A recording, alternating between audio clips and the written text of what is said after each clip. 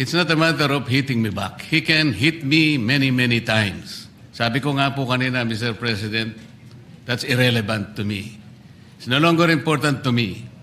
Kahit ano pa pong paninira ang sabihin ni Senador Lacson sa akin, wala pong kaso sa akin yon. Ang taong bayan, alam na po nila kung ano ang totoo. Sila po ang arbiter.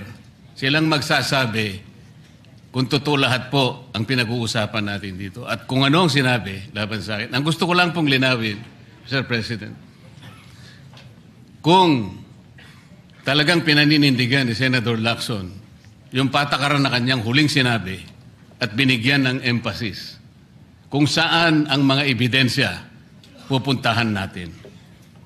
Napakarami ko pong sinabi kahapon do sa aking privilege speech. Inisa-isa ko yung dapat napuntahan natin.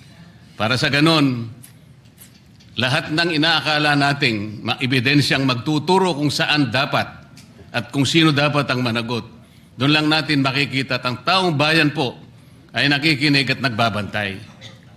So, gusto ko pong malaman, Sir President, kung totoo po lahat ang kanyang paninindigan na pupuntahan natin ang lahat ng ebidensyang maaari nating makuhanan, pwede po bang revisyuhin niya yung aking privilege speech? Nandun po lahat, inisa-isa ko.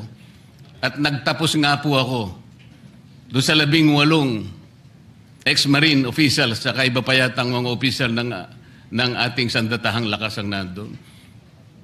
Lahat po ba nun ay pupuntahan natin? Open po ba siya, Mr. President, na puntahan natin? Alang-alang doon sa pagkuha natin ng katotohanan.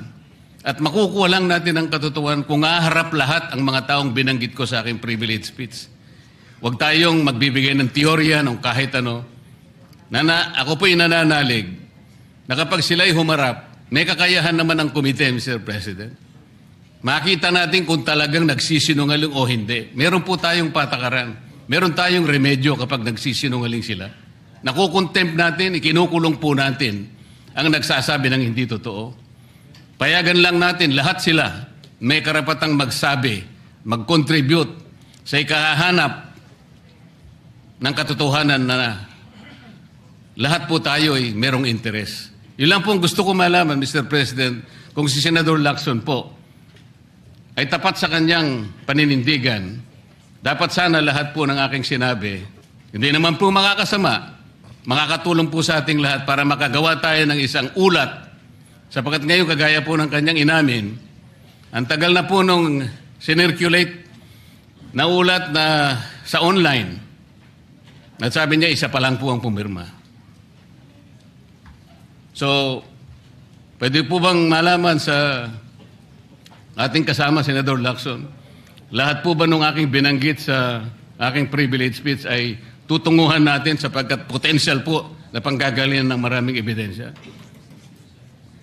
Para tapusin na po natin ito.